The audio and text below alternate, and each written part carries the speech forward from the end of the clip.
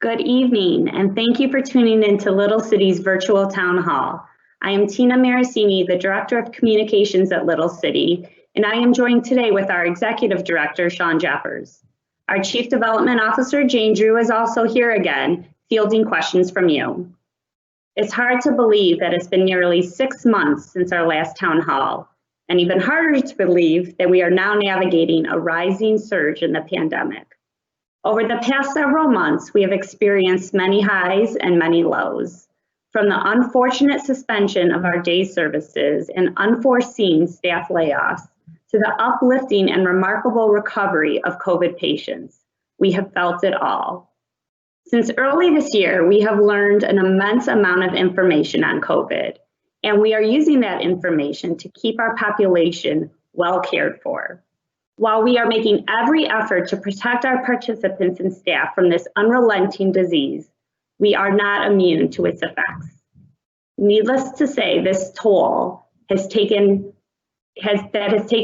upon each of us has been very daunting.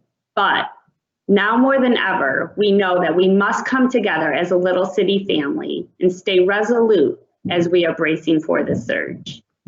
We want to recognize that our staff has feelings of uncertainty for Little City's future, and our families feel concerned for their loved ones' safety, as well as for the future of our programs and services.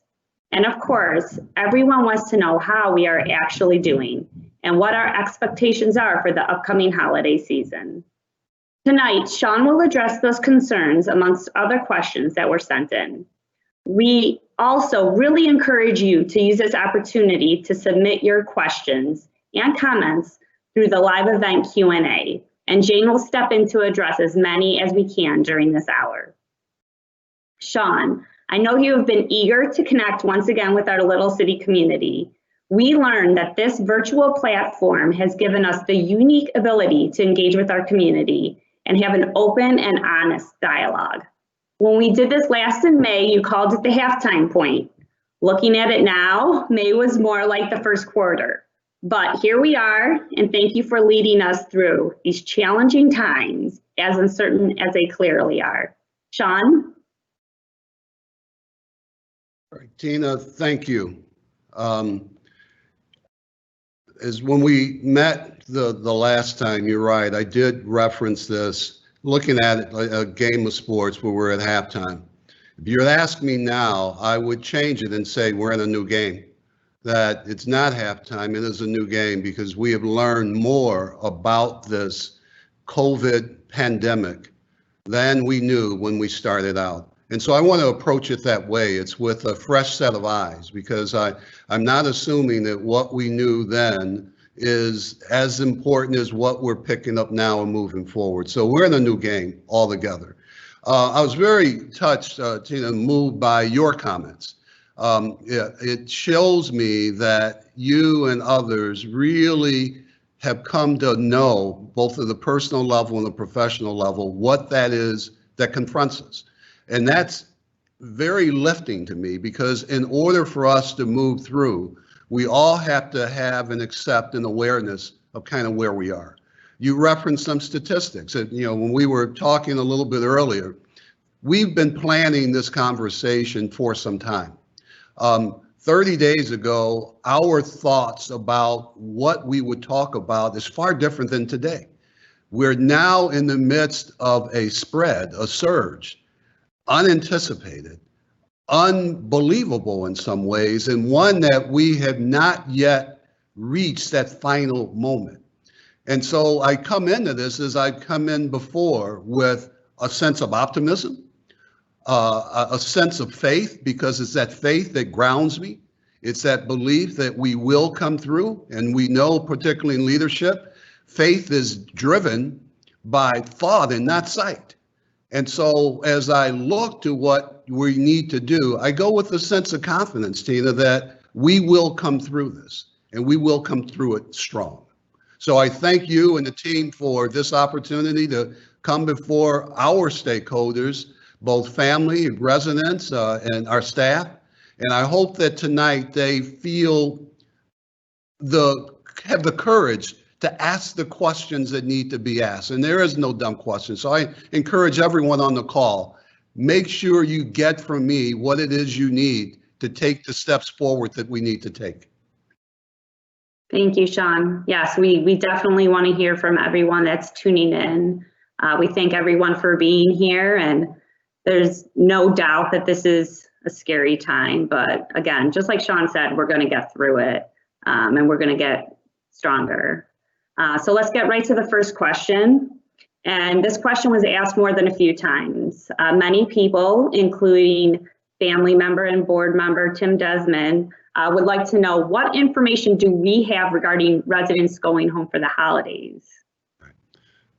So Tina, our position is grounded by what our governor and other leaders have stated. And that is, one is for all of us, and even beyond Little City, we're asking that people consider not being involved in large gatherings, that people definitely continue to do all the safety components, meaning the masking and the PPE. As it relates to visitation, this is a tough message, and I want to make sure, to the extent possible, I convey, we recognize the importance of loved ones getting together. There is a mental health component. There's that importance of bringing us together. But at the same time, Tina, we understand that the more people come into contact with other people, and particularly as our residents go to homes and families are inviting others over, be it other family members or other neighbors, the proliferation of the spread magnifies. And so from that perspective, we're asking that families consider for this holiday period not to take their loved one home.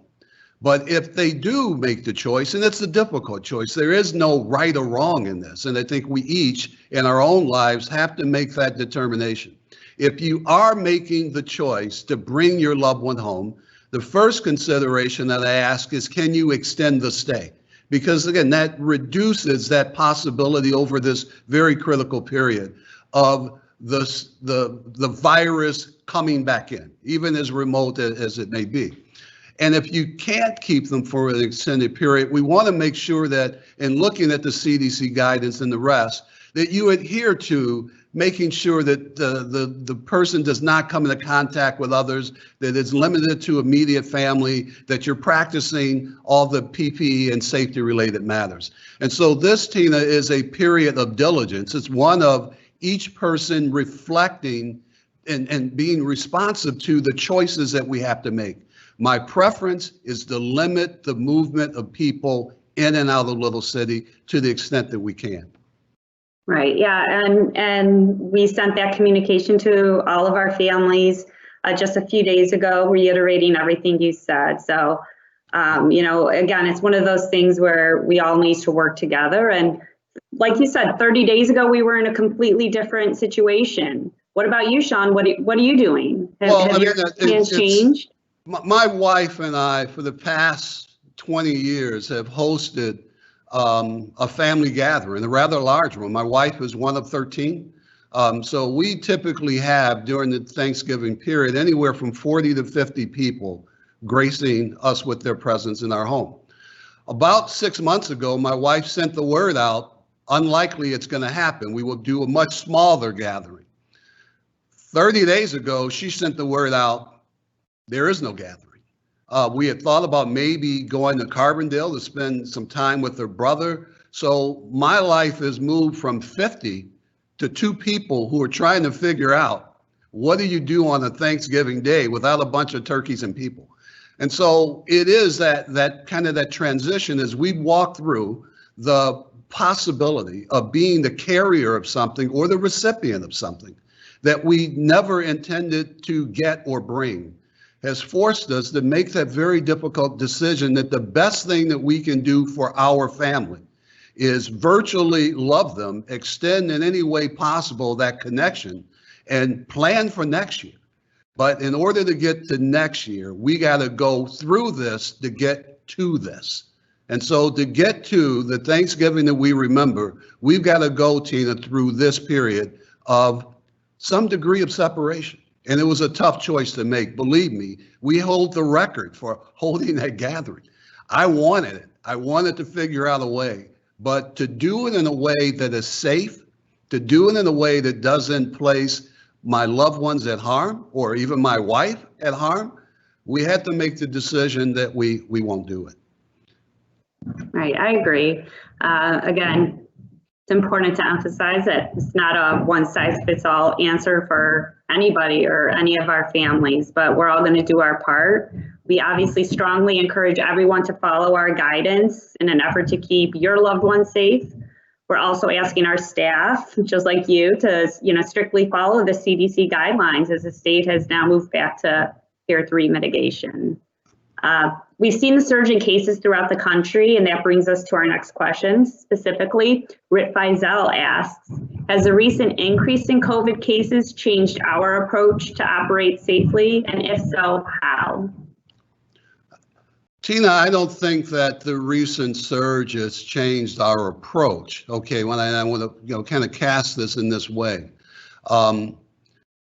We are going to be more emphatic about sticking to the things that we knew to be important. I kind of warned you that I was going to try something out on you, and just to kind of illustrate my concern. If I were to say to you, Tina, to rid ourselves of COVID, you needed to just hold your breath. Okay, just hold your breath. And so how long can you do it? And my bet is initially, if you can do that kind of repeatedly, you hold your breath, you let somebody hold it. And we believe that that's working. But over time, when you look around and you see that Jane or Jessica is not holding their breath, but yet they're healthy, they're well. And so what we did, we saw coming out of the March, April, everyone held their breath. They did the things that we needed to do with diligence. Maybe a couple people slipped every now and then, but as they looked around, they saw other people who were not, and they were still healthy and the like. We got to a place, Tina, where we got complacent. Okay, that's my belief. That, we looked at it at a national level. You were hearing this dispute about mask or no mask, distance, no distance, mega parties and the like. And we are subject to that. We saw that. And so I do think that diligence that got us to that point of stability got disrupted, not intentionally. I don't think anyone set out to be infected by COVID. I don't think you wake up and say, today I'm going to expose myself. But those moments when you take off the mask, those moments when you join a crowd, those moments when you embrace or you decide not to take your temperature and the like, all gives this virus an opportunity to get in. And when it gets in, it doesn't discriminate. And so that's what I believe happened to us, Tina. It not only is Little City, but across the U.S. So our experience is not one where I can look at us and now look at another organization and say somehow they got it better. We all fell prey to complacency. And in order to get back, so to answer Rick's question, I believe the playbook is the same playbook. We need to get back to those things that assures the safety of ourselves and our loved ones. And so I know in our ARS program, those supervisors are driving home this need to mask up, because it's kind of like in your own house. In your own house, Tina, are you masking up? Maybe not. But we have to remember in our Scylla homes, yes, we promote it as a home, but there's still a need to mask up. And I know from a personal level in our CGH program with Cherie and her supervisors walking around diligently, making sure that people did it because we saw the complacency. I know in our school program that that's what it takes, that we have to walk around more assertively and more convincingly that make sure that people do the things that reduces the likelihood of spread.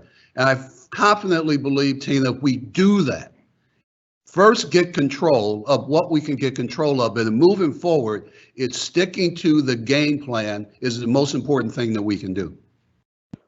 Right, absolutely. And your allusion to how long can you hold your breath? My answer to that is I hold it until I'm uncomfortable. Exactly. But then you take it. But if all of a sudden you know there's no one else is, yeah, then you don't do it as long. The first time we did, I mean, we sucked it up.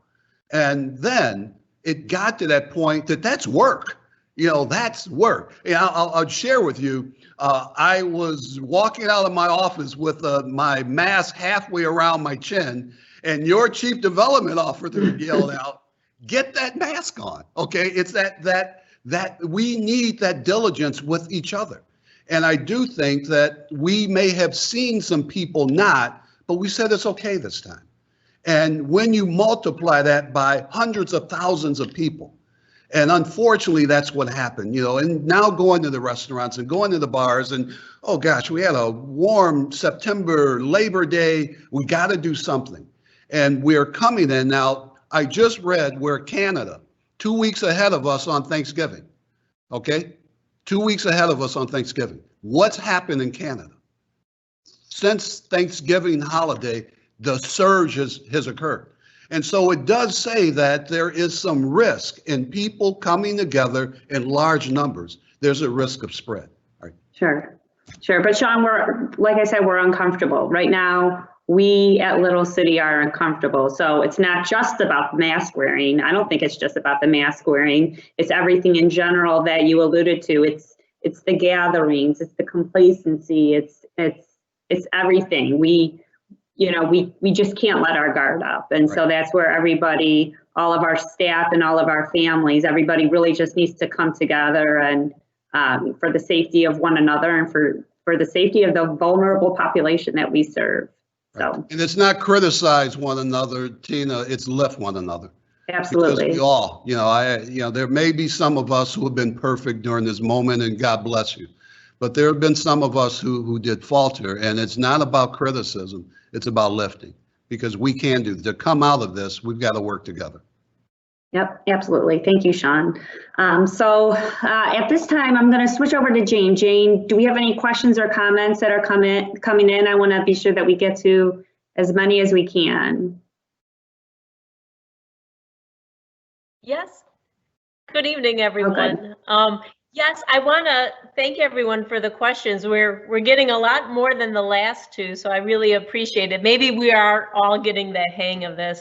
I just want to share with Shawn that there's been several comments that are saying we support you, and this is great, and so I just wanted to share with you that in addition to questions, there are comments that are very supportive of what you've said so far. As you talked about, the holidays and things like that, someone specifically asked, what about on-site visitation? Is anything going to change with that? And so I wanted to make sure that you addressed that specifically, because that was asked a couple times. Jane, I think it's the same concern. And I don't want to say that I'm trying to gauge and do this by way my own life is impacted. I've got two beautiful grandkids. They happen to be in Texas, a hot spot. I want to see and hug them, but I can't. And I guess I can, but I can't. And it's kind of the same thing. The more people enter and exit Little City, the greater the likelihood, no matter what intent, of the spread. And so it's no different in being here to visit or taking someone home. It increases the possibilities. And so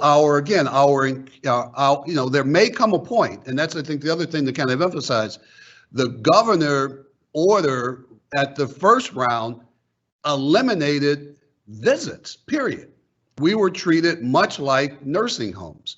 So at this point, it's an advisory, but at some point it could become a mandate. So I'm discouraging even the on-site, on-campus visits. Yeah. And if we have time, thanks for that, Shawn. If we have time, there was one other question that was asked a couple times as well. Is that, there's been a lot of positive news in the press these days about vaccination success rates and things like that. What is, I know it's early on that, but, what is the view from a staff perspective, for example? Will staff be mandated to be vaccinated? And thanks for asking, Jane. Yes, there is a lot of speculation and talk about the vaccinations, and it's gone as far as from the Department of Public Health and government. We are aware that we are a recipient of those, of the vaccine at some point. There are other entities ahead of us, such as nursing homes and certain hospital settings. But when that vaccine is made publicly available, our pharmacy system will be able to accommodate. As it relates to mandating usage, at this stage, the answer is no. Much as right now, I can't mandate any of you to get a flu shot. I can't mandate any of you to get a pregnancy test, whatever. I cannot mandate the care choices that you make. And so as it stands now, that will be a choice, not only of our residents and their families, but also of our staff. So I'm not aware of any movement thus far that will make the vaccine a mandatory experience for our staff or the people that we serve, or any of us outside of Little City. My hope is that, as I've heard some people say until it gets to 99.9%, they're not. Some were saying, I want to wait until after the first year. Every person here has a different tolerance. I have my CFO who said he's going to be the first one in line. And so I do think that the idea of choice, Jane, is going to be very important. We will go with where the science and the other dictates take us. We will encourage it, but I don't see us as mandating or making it a criteria for continued service. Thank you for that answer. Go ahead, Tina. Thank you. Thank you, Jane. Thank you, Shawn. Jane, obviously, if any other questions pop in that are comments to anything Shawn's saying, please just interject and I'll get back to you in a little bit. Shawn, like you said, we've learned a lot in the past 8 months. Lessons learned, definitely, with this COVID spread and even our preparation. And I have to say we've dealt with it successfully. But with this new wave in COVID cases, we've had to make some very specific changes, in particular with potential adult residential consolidation of homes and even a staffing crisis. With all of that being said, Anna Arnade wants to know, what is the emergency plan in case of infection? Well, it's not a matter now, Anna, of in case of. It is what are we doing, because it's actually here. Tina, you alluded to a couple things, and when we last met, we talked about the creation of isolation settings that we were going to take non-used residential space, both children and adult, and try and create settings where sick people could be with sick and well with well. We also talked about how the staffing might be adjusted to accommodate that. And those things, Tina, have become realities, that we have we'll call it a luxury. We have an amenity, an option that many organizations who are facing COVID don't have, and that is an ability to come up with specialized places. Now, the challenge is that we don't have unlimited space. And so there are some limitations. And for a little while, I almost thought Kelly was being artistic in the evolution of COVID, because we had people come in the isolation setting, and by the time the next one came in, one was going out. And so it was almost this very methodic, and to the extent that we can do that, that's great. But this past 7 days, there's been a significant increase that's forcing us to look beyond our designated space. It's forced us to look into, because our staff are being deployed, and we have staff, which we'll talk about a little bit later, who have come in with suitcase in hand, prepared to stay the long haul. And so we're trying to come up with places where we can lodge them. The teams have come up with contingency staffing that would involve managers stepping in and other deployment of resources. we're also looking at in the state of Illinois, because this is not just a little city crisis, it is a statewide crisis, is looking at licensing standards that could be loosened so that environments can be collapsed or non-residential environments can be used for the purpose of housing people. So at this stage, through our facilities and development and program and finance, we are meeting to look at any possible option to first respond responsibly and safely to the needs of the people we have in the most effective and efficient way. And that means, Tina, if we've got to rent a hotel, whatever it's going to take to make sure that we preserve the safety, the dignity, and the livelihood of the people that we serve and our staff is our utmost consideration. The part of the challenge is there is no, if I knew that it could only be 50, then I can plan for 50. At this stage, we don't know, but we have been responsive to all that was been thrown our way at this point. And we're very fortunate that there are certain areas of our organization that so far have gone untouched. And so were they to fall in, Tina, then it's a whole different ballgame, but is at least occurring at this stage in a way that our plans for our contingency plans are being realized in a way that has not brought the organization to its knees. So I remain confident that we stay steadfast, that our people continue to come to work, that our families make the responsible decisions, and that we behave again in the way that we should. We'll come through this. Thanks, Shawn. You said we have the luxury of the space, and obviously, there's a limit there as well. But with our staff as well, we don't have unlimited resources there. So, we count on our staff, the heroes that they are, to really step up and,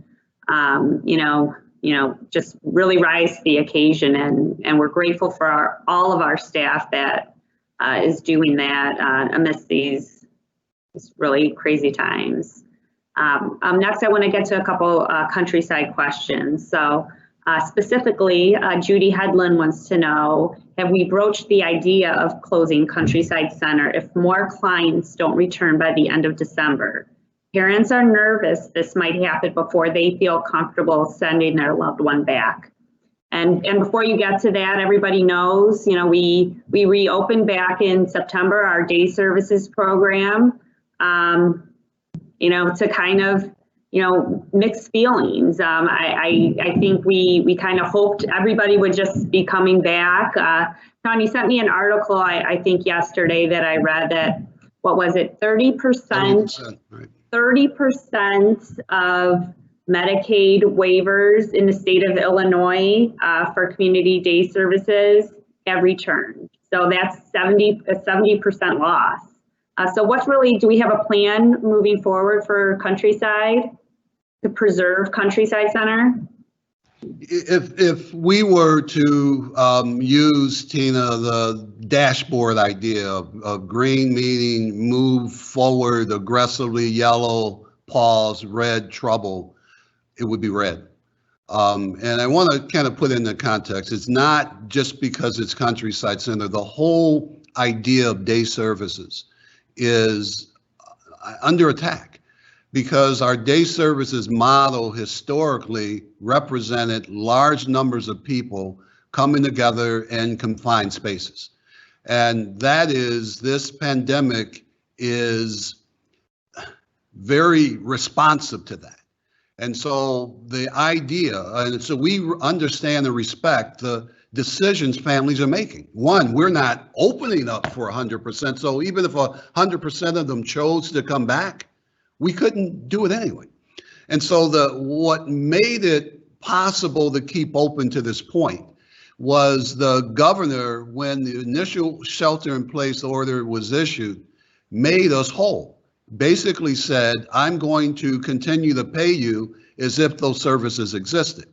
I have no doubt, Tina, that much like us, no one expected it to go this long. That wasn't the plan.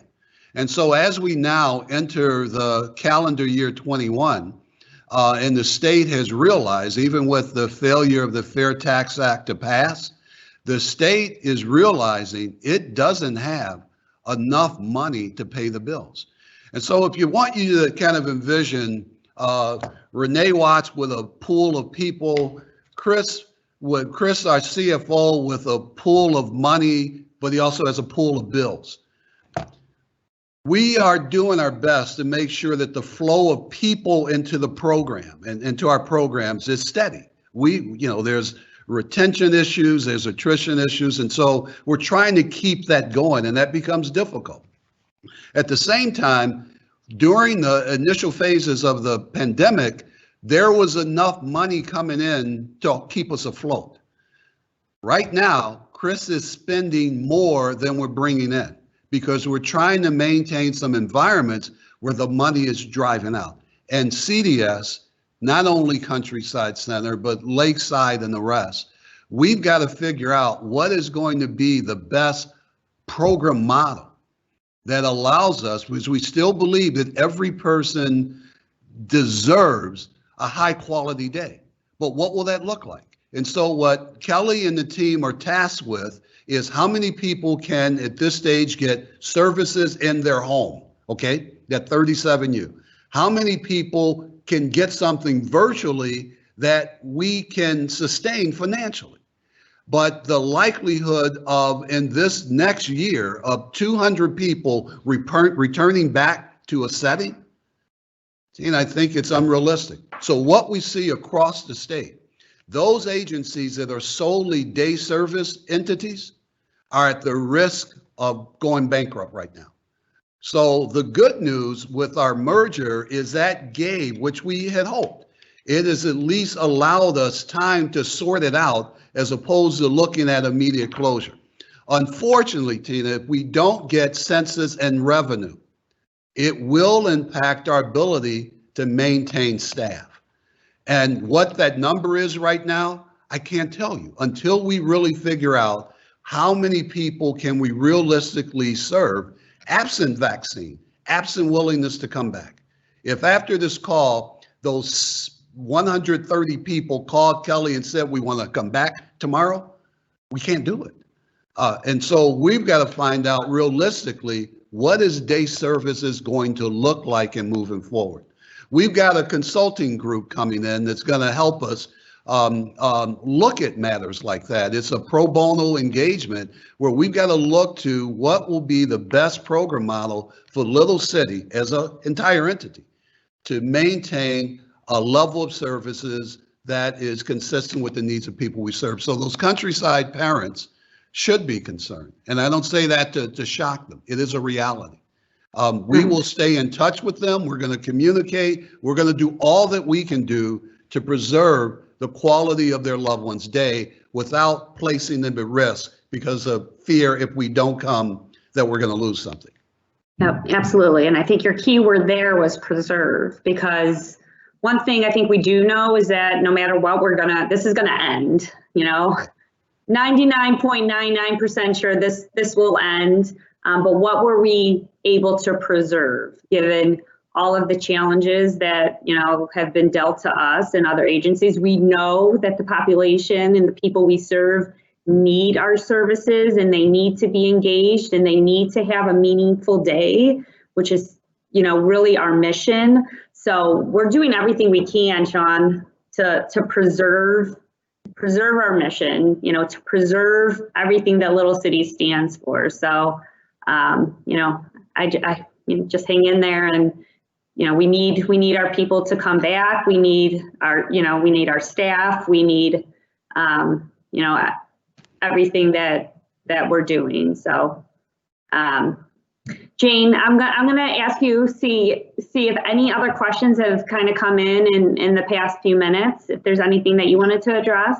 If not, I can move on to the next question. Two quick and totally different questions, but they've both been asked a couple times throughout the day. There's some people who just kind of want to know the facts. How many people have tested positive, both adults, both residents and staff? And so, there's several people that are curious, what are we talking about? Are we talking about one person, or 100 people? So I think people just really want to understand the magnitude right now. All right. So if we look at it from the staff, and what I won't do, Jane, and just full disclosure, I won't tell you where or who. Okay, I mean that. Just Fair understand enough. that. I won't say, this person in the school building who has an office and plays a guitar. Okay, I'm not going to say that. Okay, and I say that only because I know Phil's on the line, and it's not him. All right, but just nonetheless, it won't be that. Since we were tracking COVID, okay, meaning is from a statewide level, there have been 44 staff across our 600 or whatever. I think our head count is somewhere around 550 or something. So there's been 40 people at some point who have contracted COVID. Our residential number solely on the adult side is at last count was 26 from that point of first exposure in February, March to today. Over 50% of that has happened within the past 30 days. Okay. And so that's why we're concerned that surge. Now, the good news, and this was asked by someone, in all instances, I'm only aware on the staff side of one significant hospitalization. So most people who have contracted it have been at the mild or some asymptomatic, so we've not had the cases that you read about. And that's not to say there's something that we do. I've got to hope that the healthful behavior, the quality of life our staff endure has helped them not get the significant issues that it brings. And similarly, on our resident side, I am concerned because of the aging nature of our population that I get a little bit more alarmed. But so far, the magnitude of the virus has not been at that severe life-threatening level. And so we keep those folks in prayer. We don't want to, it means even with more diligence, Jane, that we've got to stop it. And so from someone else can figure out the percentages and the like, but it is a large enough number that tells us, but it's also small enough to make us say that if we continue to be diligent, we can stop it.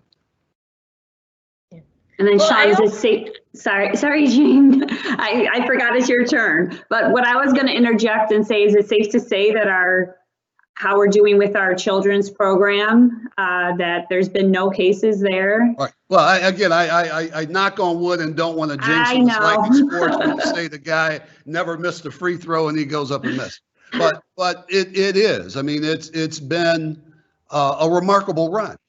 And undifferent. I had a person say it's because they're kids. Well, it's not because they're kids. There are child welfare agencies that are experiencing high levels of COVID. So there is something that I believe we're doing and doing well. Our kids are going to school still. No, and we're not pushing it. This is not a reckless, we're just going to cast a concern to the wind. But we are doing something well. And I have no doubt that those same practices can happen across our entire organization. And oftentimes we know that it's not about little city where some things are contracted. It's other things that people may do that our staff, unfortunately, are sometimes faced with when you've got childcare issues, you've got places. So it is not just a work behavior, it's a behavior that extends out beyond work. So our numbers are comparatively to other organizations, and that's what we do look at, are low in comparison, but still high for us. Well, I also wanted to point out, Shawn, you and I were having a conversation with a board member earlier this week. And, with our staff positivity, I think we also need to be clear that we report the numbers of all staff that test positive, even those that are working remotely and not have any interaction. So if you look at the development team, who are pretty much 90% remote most of the time, a positive diagnosis in my team adds to those numbers in the staff. So it's, yeah, so I think it's not, for that, I think that's for people to understand. Right, that's an excellent, for sure. So that's why I said I don't want to tell the where and the why and the who. Yeah. But it doesn't matter. The virus is not a little city virus. The virus is an international virus. You can be in a church, a store, you name it. And so we have had people in real life experiences that have contracted it and, have not been on the grounds of Little City who have contracted it. So I think that's a very important point, Jane, and thanks for bringing it up. And like you said, with these cases, Shawn, I remember the very first case that came to Little City, and it's like we have a COVID positive case and just kind of held our breath. And, we didn't know what was going to happen. And I don't know how many months, 7 months ago that was. And now here we are in September and, we've had more cases. So that low, one of those lows that I was kind of referencing earlier was, that first COVID case that COVID entered the Little City community. So it's here in real time. But the highs, one of the highs to me is that remarkable recovery. And our participants have recovered and they're recovering, thank God. So we know that, there's kind of a light at the end of the tunnel if we all do our due diligence, and, we learn and we grow and we take our safety precautions, to heart. So, and the staff that have come to the aid and to the care of our COVID patients. To me, that's one of those highs that is a mission moment for all of us. Right. So again, thank you, Shawn. Thank you, Jane. Again, if there's another question, just let me know. One I have, and I love this question, and Jane, I know you're going to love this question. So Barbara Jean Brandon, she simply wants to know, and she's not the only person, and this is one of those things that it's a high. People want to help. She wants to know, she wrote in, how can we help? Susan Collins, she was another one. How can we help staff? How can we help families care for our kids? So Jane, I'm gonna have you answer this one because I know you're prepared. Thank you. Well, Barbara, I love you. Thank you so much for the question. And we did not plan, Barbara, so I appreciate it. But Shawn and Tina have spoke already about the ways that as a Little City family, how we can help each other stay safe, with the upcoming holidays. And, we're doing all that we can do from our end, and we know that you will as well. Shawn had mentioned, some of the pressures on government funding.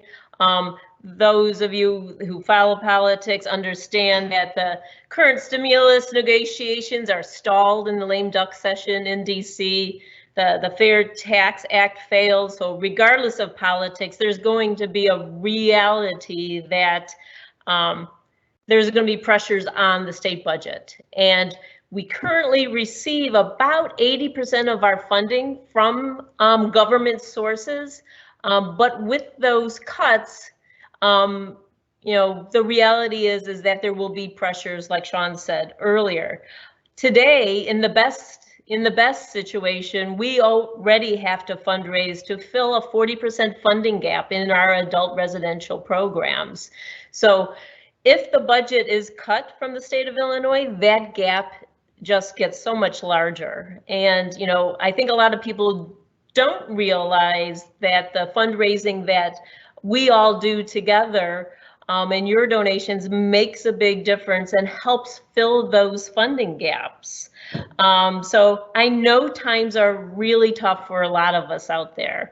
But if we all pitch in a little bit, it makes a great difference. So if you can, please donate. You can donate at littlecity.org.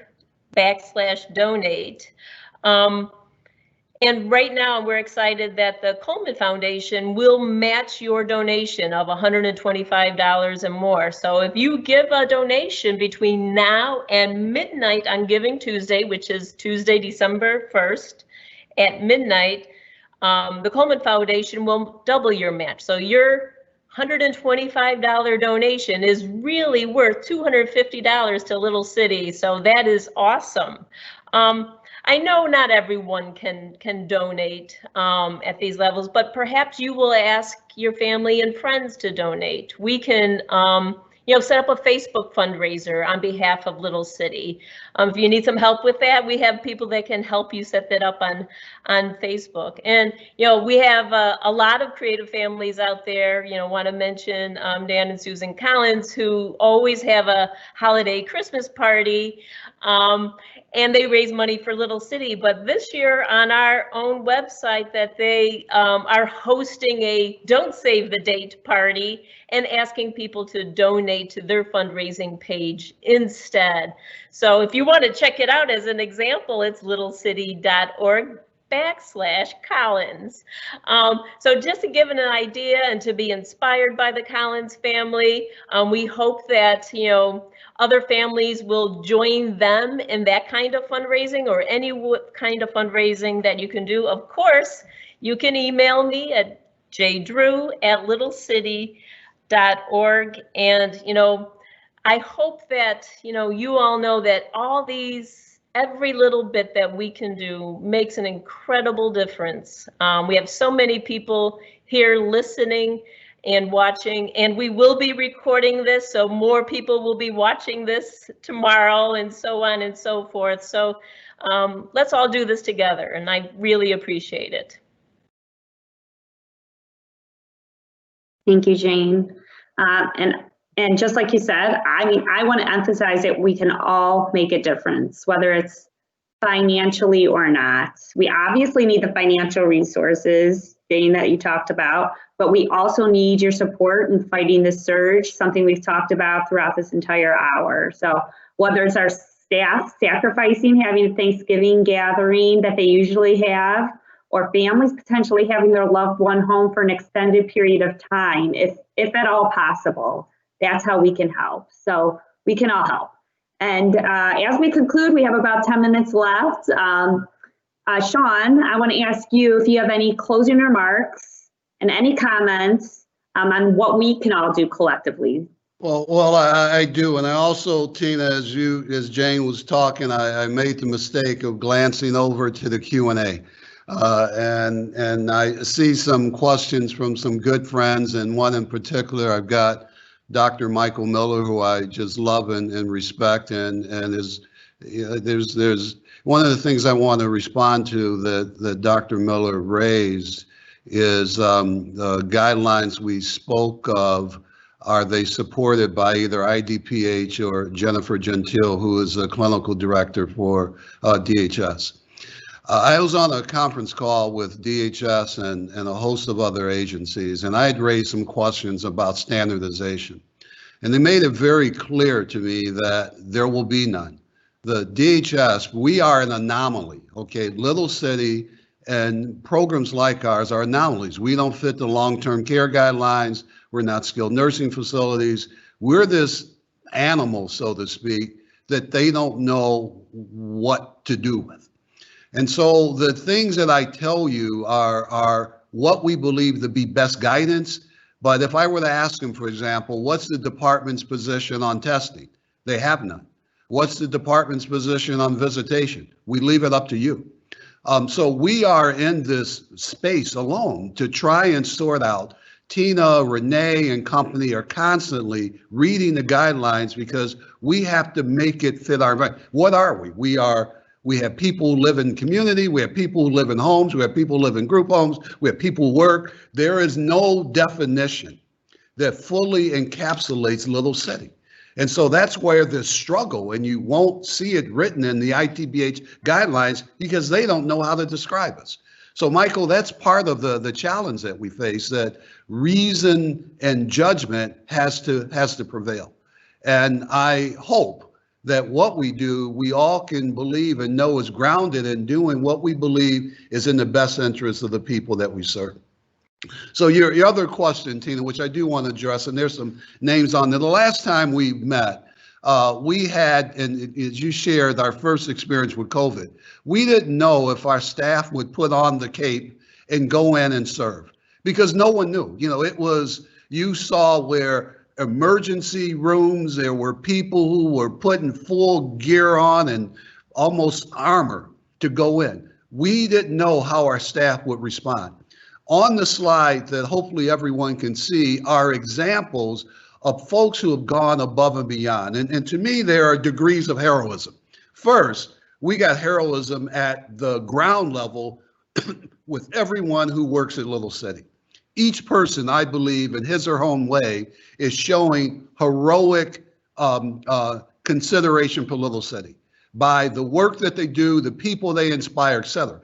But as we move through, there's a next tier and a next tier. When I look at Chawa Stubbs, Amoa and Betty and Omotunde and Crystal and Michael and Emily and Delani, these are folks who have walked in places that people tend to run away from. It's like we knew at 9/11, there were folks who ran out of a building, but there are others who ran in.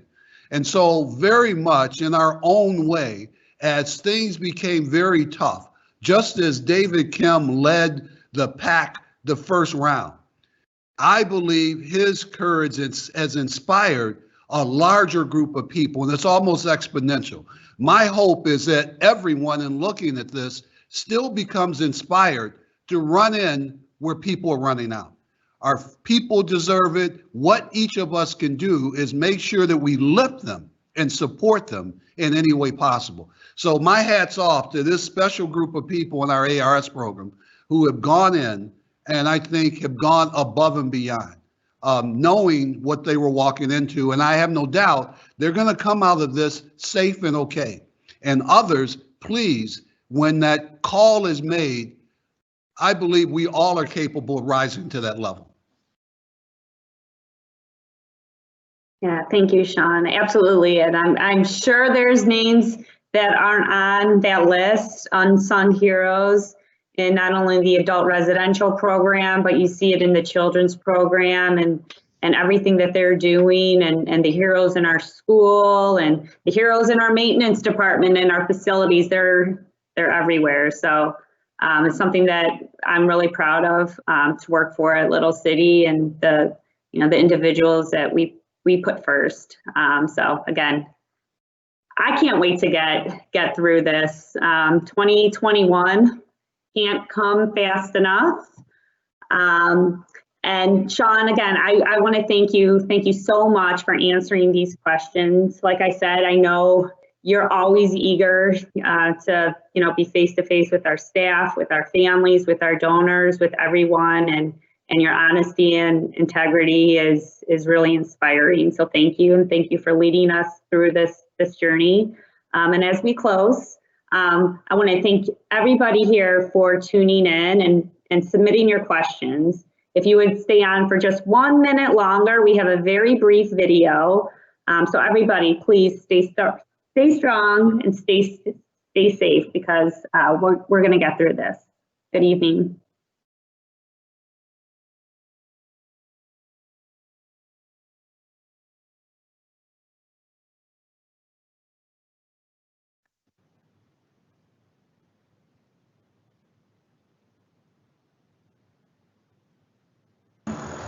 Out this morning, and I wrote down a song. Just can't remember who said it to you. I seen fire and I seen rain. I seen sunny day and I thought could never end. The lonely time when I could not find a friend.